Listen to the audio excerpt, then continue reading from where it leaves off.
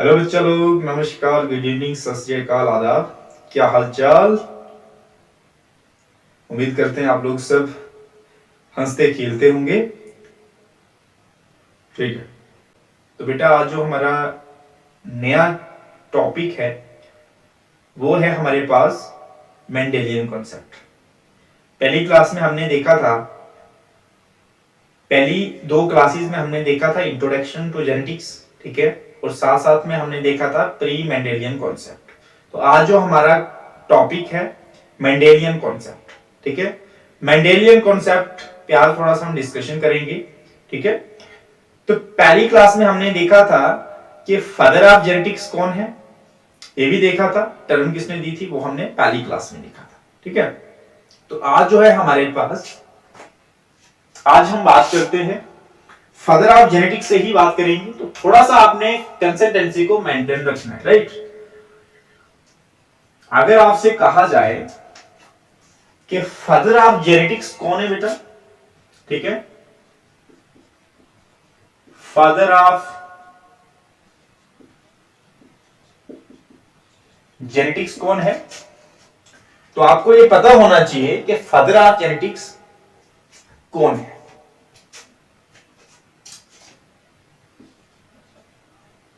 Grigor John Mendel, Johan Mendel, ठीक है।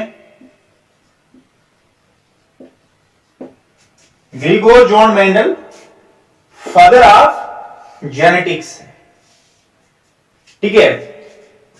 अगर आपसे कोई पूछे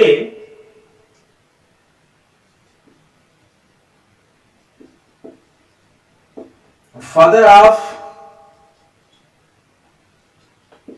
modern genetics, father of modern genetics की मैं अगर बात करूं तो कौन है, हमारे बैटसन सर बेटा। कौन है, Bateson sir father of genetics के बेटा। अगर आपसे कोई पूछे फादर ऑफ एक्सपेरिमेंटल जेनेटिक्स के कौन है, फादर ऑफ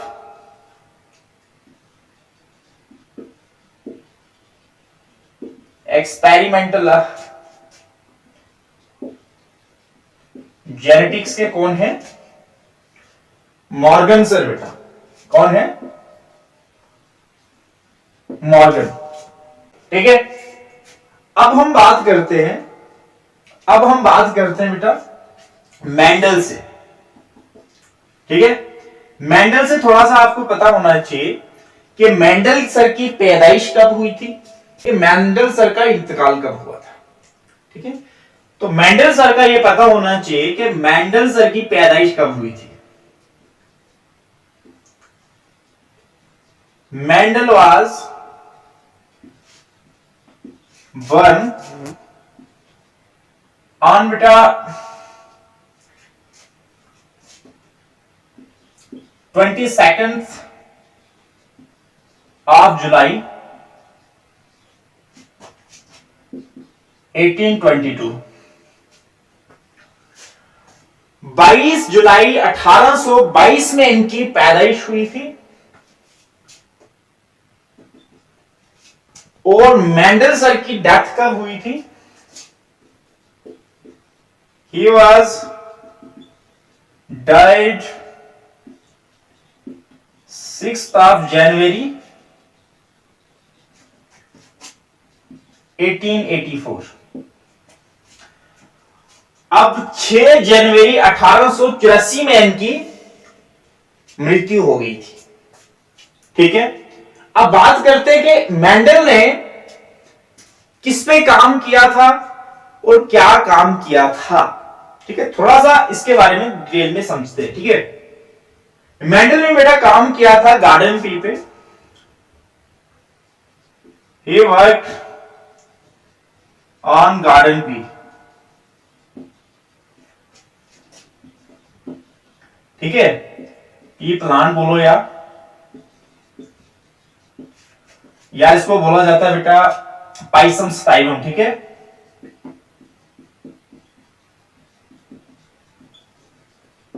पाइथन 7 पे इन्होंने काम किया था। और इन्होंने कितने समय तक काम किया था? 7 इयर्स तक इन्होंने काम किया था इस पे। कब से कब तक? 1856 से 1863 तक इन्होंने काम किया था। गार्डन पीपर 7 साल तक काम किया था। कब स्टार्ट किया था? 1856 में स्टार्ट किया था, 1863 तक इन्होंने इस पे काम किया था। ठीक है, अब बात करते हैं कि मेंडल ने गार्डन पी पर बहुत सारे एक्सपेरिमेंट किए। मेंडल सर ने गार्डन पी पर बहुत सारे एक्सपेरिमेंट किए। ठीक है, और अपने जो काम में मेंडल सर अपने काम में बहुत ज्यादा सक्सेसफुल भी हो चुके थे। ठीक है, जो वो एक्सपेरिमेंट कर रहे थे उनको उनके रिजल्ट्स भी दिख रहे थे। ठीक है, उन्होंने अपने एक्सपेरिमेंट्स में मैथमेटिक्स लॉजिक का यूज किया था, साथ में स्टैटिक्स फार्मूलेज का यूज किया था।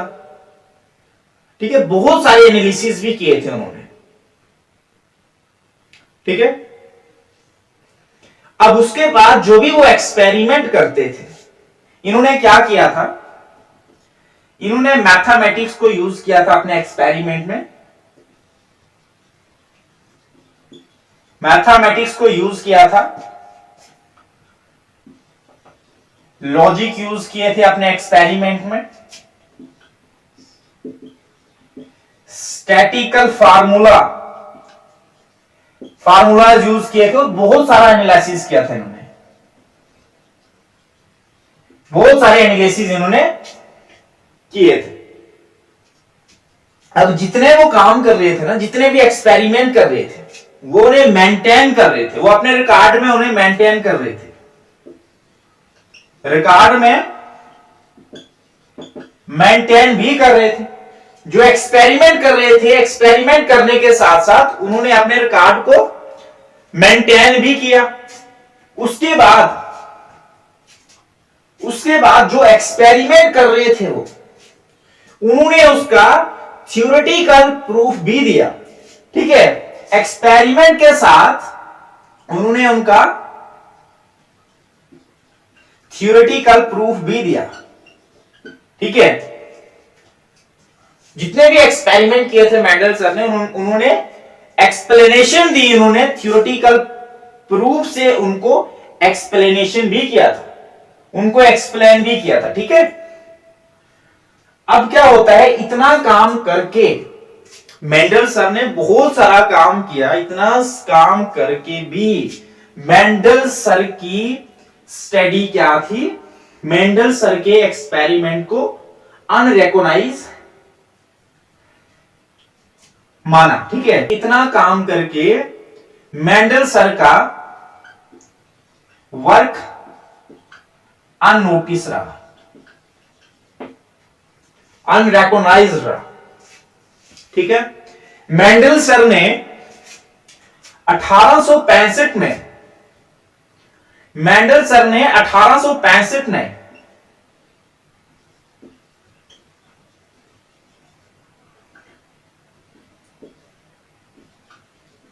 अपने पेपर को पब्लिश किया 1865 में। ठीक है, और उस पेपर का नाम दिया उन्होंने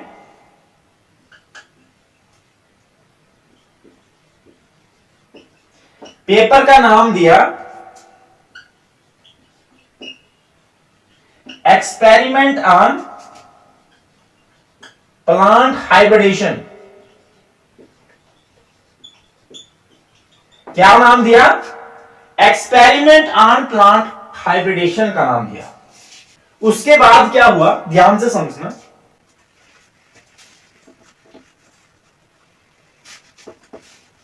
उसके बाद मेंडल ने क्या किया? बेटा, अगर हमारा कंटेंट आपको अच्छा लगता है तो लाइक किया करो, हमारे चैनल को सब्सक्राइब कर लो। ठीक है, बेल आइकन को प्रेस कर लो ताकि हमारा जो नया अपडेट होती है वो जल्दी से जल्दी आप तक पहुंचे। ठीक है, ज्यादा से ज्यादा शेयर करो, ठीक है, ज्यादा से ज्यादा, ठीक है। उसके बाद क्या हुआ, इतना कुछ करने के बाद भी टिल 1900 तक उनका जो काम था वो अननोटिस रहा, ठीक है, मतलब अनरिकॉग्नाइज रहा, ठीक है, अननोटिस रहा। 1900 तक इनका काम अननोटिस रहा। रीजन क्या था कि उनका काम अननोटिस रहा इतने साल तक, अब वो 34 से 35 साल तक, ठीक है, 34 से 35 साल तक इनका क्या रहा, जो भी काम किया था वो अननोटिस रहा। फिर क्या हुआ, उसका रीजन अगर बताया जाए, सबसे पहले अगर रीजन की बात की जाए कि मेंडल के जो एक्सपेरिमेंट थे, जो मेंडल ने जो काम किया था, उनका जो काम था वो अननोटिस क्यों रहा था। पहला रीजन ये आता है कि उस समय में, ठीक है, जो कम्युनिकेशन था ना वो बहुत लूज था, ठीक है, बहुत कम था, ठीक है, एक बंदा दूसरे के साथ उतना शेयर नहीं कर सकता था, ठीक है। जिस तरीके से आज बंदा पोस्ट कर देता है तो हजारों लाखों पर्सन उसको देख लेते हैं, इस तरीके से क्या हो रहा है, दूसरी जगह पर क्या हो रहा है, ठीक है। उस समय ऐसा कुछ नहीं था। जिस तरीके से आज क्या है, Instagram, Facebook, Telegram, Twitter, YouTube, Snapchat, threads वगैरह, ये सारा कुछ आज है। आज के समय में ये सारा कुछ अवेलेबल है। उस समय कोई भी सोशल मीडिया का नामो निशान नहीं था। इसीलिए जो सबसे पहले क्या था, पुअर कम्युनिकेशन था। पुअर कम्युनिकेशन की वजह से मेंडल के एक्सपेरिमेंट अननोटिस रहे। दूसरा रीजन था कि मेंडल सर ने मैथमेटिक्स, लॉजिक को बायोलॉजी में घुसा लिया था और साथ में स्टैटिकल फार्मूलेज बेटा बायोलॉजी में घुसा लिए थे अपने एक्सपेरिमेंट के दौरान, मतलब अपने एक्सपेरिमेंट में यूज किए थे। मैथमेटिक्स, लॉजिक यूज किए थे, स्टैटिक्स, फार्मूले यूज किए थे। साथ साथ में बेटा क्या था कि जो दूसरे साइंटिस्ट थे, जो दूसरे बायोलॉजिस्ट थे, वो देख रहे थे कि बायोलॉजी में मैथमेटिक्स कैसे आ सकता है, बायोलॉजी में स्टैटिक्स कैसे आ सकते हैं। जो दूसरे बायोलॉजिस्ट थे उनको डाइजेस्ट नहीं हो रहा था कि बायोलॉजी में मैथमेटिक्स तो आ नहीं सकता है।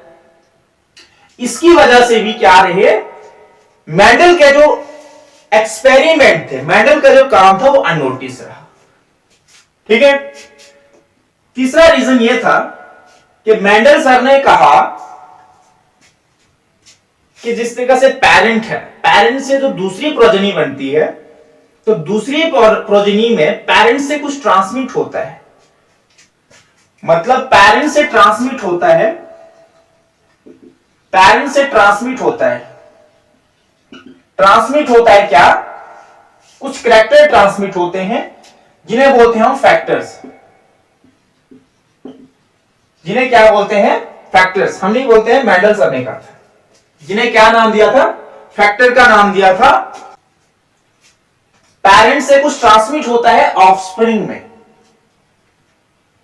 ठीक है। और जब दूसरे जो वहां पर बायोलॉजिस्ट थे उन्होंने कहा फैक्टर्स क्या होते हैं, उन्होंने कहा फैक्टर्स क्या होते हैं, वो जो नए नए बायोलॉजिस्ट थे उनको कुछ फैक्टर की समझ नहीं आई थी, ये फैक्टर्स क्या होते हैं, ठीक है। अगला रीजन क्या था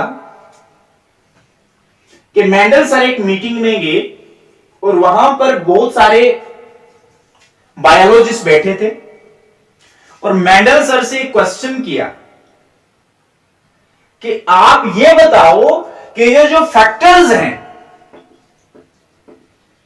ये एक जनरेशन से, पेरेंट से ऑफस्प्रिंग में कैसे ट्रांसमिट होते हैं। ये जो फैक्टर्स हैं ये पेरेंट से ऑफस्प्रिंग में कैसे ट्रांसमिट होते हैं, इसका फिजिकल प्रूफ दो, इसका फिजिकल प्रूफ दो, जो कि मेंडल सर नहीं दे पाए थे। क्योंकि फिजिकल प्रूफ देने के लिए बहुत माइक्रोस्कोपिक, अब फिजिकल प्रूफ देने के लिए बहुत कुछ अपरेटस की जरूरत थी,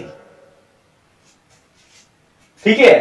तो इसीलिए जो मेंडल सर प्रूफ नहीं दे पाए थे, इसीलिए भी इनके जो एक्सपेरिमेंट और काम था वो अननोटिस रहा था।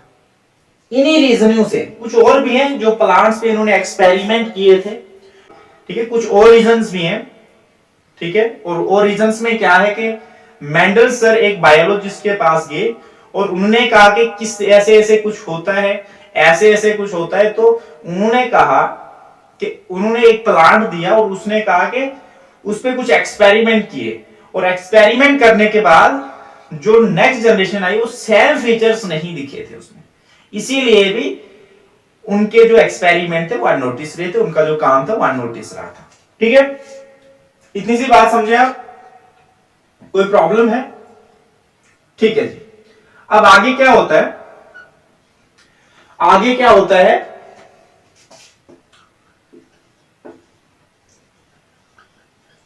रीडिस्कवरी बेटा, रीडिस्कवरी बेटा की 1900 में रीडिस्कवरी की मेंडल के वर्क की। मेंडल का जो काम था उसकी रीडिस्कवरी की कब की? 1900 में उनके काम की रीडिस्कवरी की। 3 साइंटिस्ट आए थे बेटा, 3 साइंटिस्ट आए थे, टीचर मर्क्स, ह्यूगो डिवरीज और साथ में कॉरेन कॉरेंस, ठीक है, कॉरेन, ठीक है। ये 3 साइंटिस्ट आए थे, इन्होंने रीडिस्कवरी की थी, मेंडल के काम की रीडिस्कवरी की थी। 1900 में मेंडल के काम की रीडिस्कवरी की थी और